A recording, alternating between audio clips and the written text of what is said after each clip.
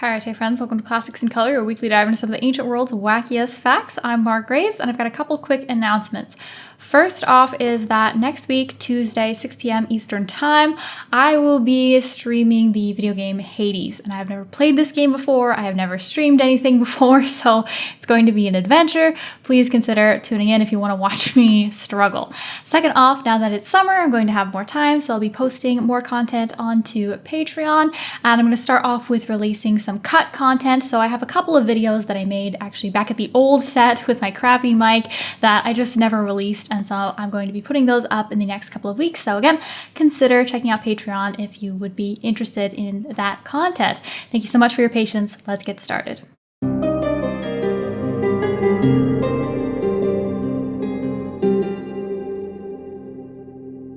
The source for today's video is a book entitled The Greek Experience of India from Alexander to the Indo-Greeks by Richard Stoneman. This is an excellent book. It's very exhaustive. There is so much information in here. I definitely had a difficult time picking out what I was going to use for these videos. So if you're interested in learning more, please check this book out. There is so much more that I'm not covering here.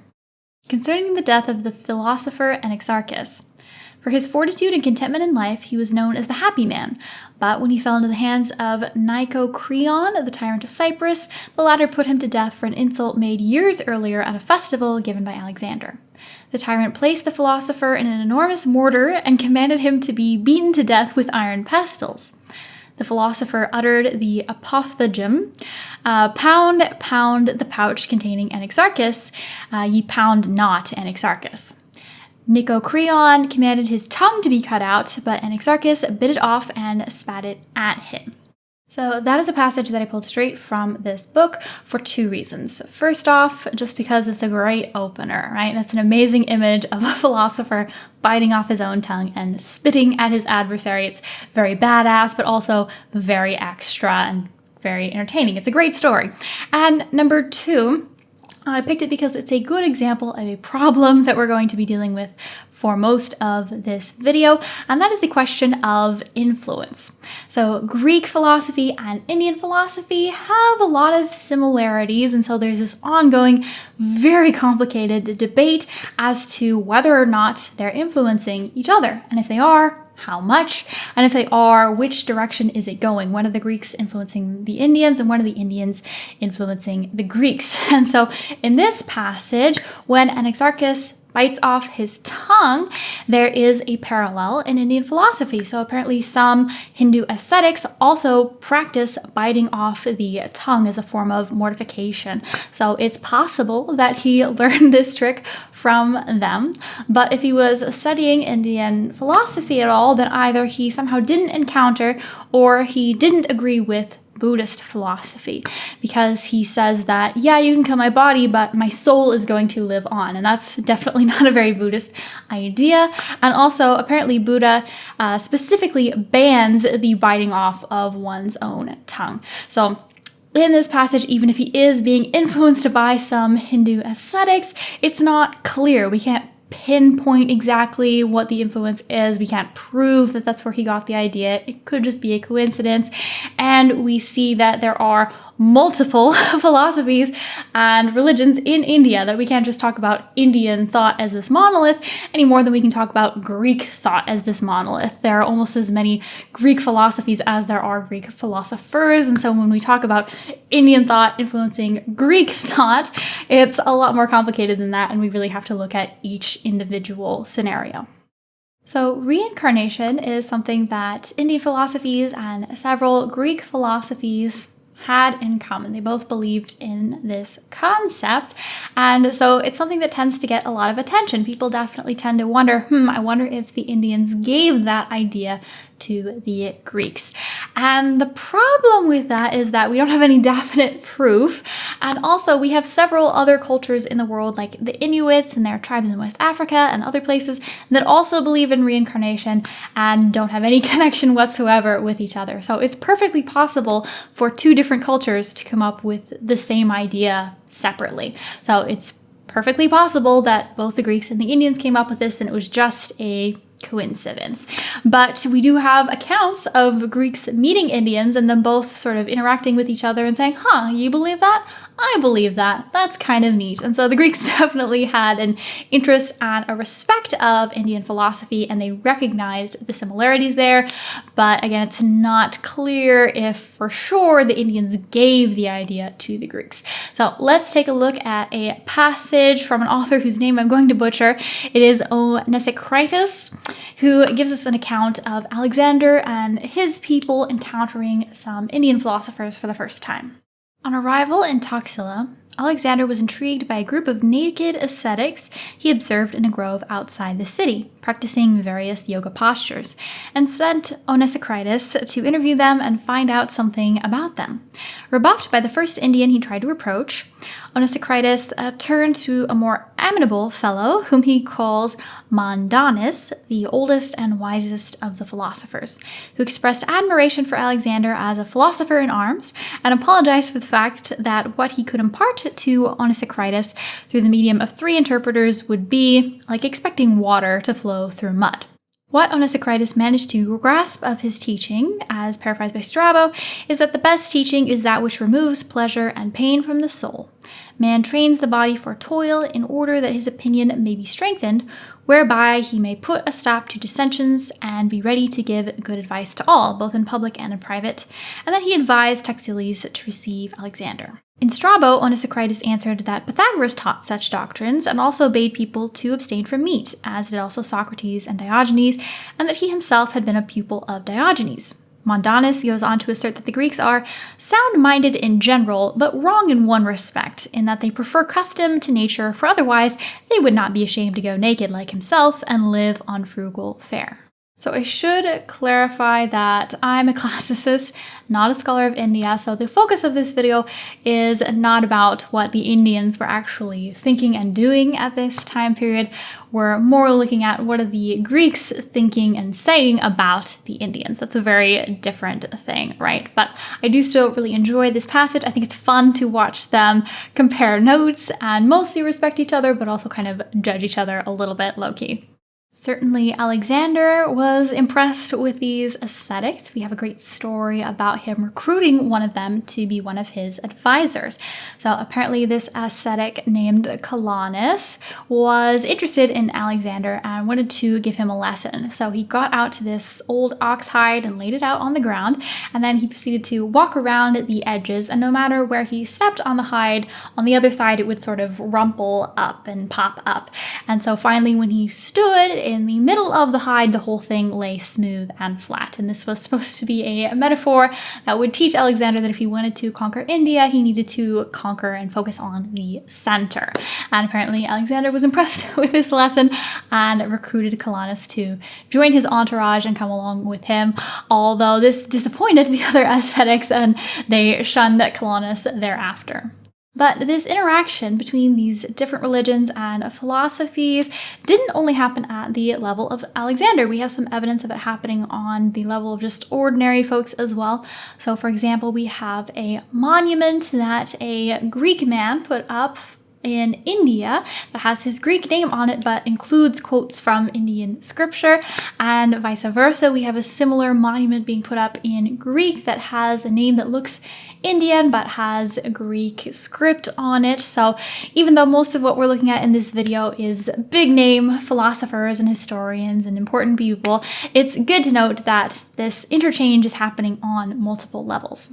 Also important to this discussion is the concept of syncretism, which basically is when ancient cultures encounter one another, they tend not to say, oh, your god is different or your god isn't real. What they tend to do is say, oh, your god is basically the same as mine, you just have a different name for him.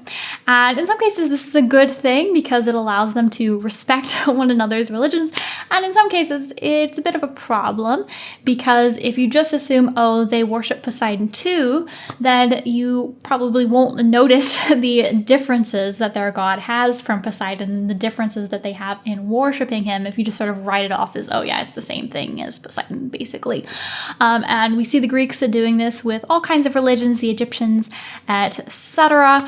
Basically just looking at their god and saying, oh yeah, that's basically our thing. We know what you're doing here. And so you see Alexander doing this in India as well. For example, he finds Indians who he thinks are worshipping Dionysus. He finds Indians who he thinks are worshipping Heracles. And this is a bit convenient for him because Dionysus and Heracles are two of his chief patron gods. He really loves them, and he sort of styles himself as following in their lead because both Dionysus and Heracles in mythology went to India, conquered parts or all of it, and so he's sort of modeling himself as also a god, also venturing off into India to conquer, and so it's very convenient for him to find the Indians worshipping Dionysus and Heracles. So, for example, this next passage is about Alexander encountering a local sacred site. And this passage is not a primary source. It doesn't come directly from the mouth of Alexander. So I don't want to put words into Alexander's mouth like this author does, but at least the author who is telling us this story, you can see him making comparisons and relating it to things that he knows better than what he doesn't know about the Indian culture. So they brought Alexander to a place where there was a sanctuary of the sun and the moon. There was a guard post here and 2 trees closely resembling cypresses. Around these stood trees that resembled what in Egypt is called the myrrh nut. These 2 trees in the middle of the garden spoke, the one with a man's voice and the other with a woman's. The name of the male one was sun, and of the female one moon, or in their own language, mouth iamatus. As many similarities as the Greeks and Indians had, or thought that they had many differences as well, and the Greeks had no problem exoticizing and otherizing and telling very tall tales about Indians and Indian culture at the very same time that they're also drawing these similarities. So let's take a look at some passages that show that. We're going to start off with a bit from the historian Herodotus, who tells us about Brahmins engaging in intoxication. So Herodotus says that the people who live near Araxes have discovered a kind of plant whose fruit they use when they meet in groups. They light a bonfire, sit around it, and sniff the smoke rising from the burning fruit they have thrown on the fire. The fruit is the equivalent there to wine in Greece, and they get intoxicated from the smoke. So Stoneman does say that this does kind of sound like what we know about Brahmanic rituals where they would use soma. So it's very possible that Herodotus' story is based off of something that actually did occur, which is great. But we do have other Greek stories that are much more fantastic, and these are about people in India who don't even have mouths, and they survive just off of scent. And this sounds absolutely crazy, but it turns out there actually are, I guess, legends in Indian culture about Brahmins that are so advanced that they can't survive off of just the scent of sacrificial smoke. So it is very possible that these Greek tall tales are based on Indian tall tales. From the Greeks, we also get some of our first accounts of bride burning. So this is a cultural practice in parts of India where a woman whose husband has died will willingly or not so willingly be burned alive on the funeral pyre with him. And the Greeks were shocked and fascinated by this, and people in Western cultures, including myself, have continued to be shocked and interested in this practice. And it seems like whenever you read any Western novel about somebody going to India, you'll encounter these bride burning. So it's definitely something that we find shocking and fascinating. So let's take a look at one of the first accounts that we have about this from Diodorus. Then he, Alexander, came to the country of the Cathians, among whom it was the custom for wives to be cremated together with their husbands. This law had been put into effect there because of a woman who had killed her husband with poison. Finally, we're going to take a look at Clement of Alexandria, and he's probably the latest author we're looking at in this video, but he is the first Western or Greek author to mention the Buddha, at least explicitly. So much like myself, the Greeks had a very fuzzy idea of Indian philosophy and religion, and so they had a very hard time keeping all of the different groups straight, and they would confuse them and mush them together, and they just didn't have a very clear idea of what was going on. And so it's very possible that in some earlier passages we have, they are sort of indirectly referencing the Buddha, but it's kind of fuzzy. It's not very clear, so we can't say definitively that those are about the Buddha or about Buddhism, but in this passage it is pretty clear. Among the Indians are those philosophers also who follow the precepts of Buddha, whom they honor as a god on account of his extraordinary sanctity. Like I said, all of these topics are just very complicated, and I don't know if I did a good job in this video of giving you a good introduction, but this is a topic that I've been interested in for a while now. As little as I know about Indian philosophy, I have been reading a lot about it recently and trying to learn more, so if for no one else, making this video was very helpful for me, at least. So hopefully it was helpful to some of you as well.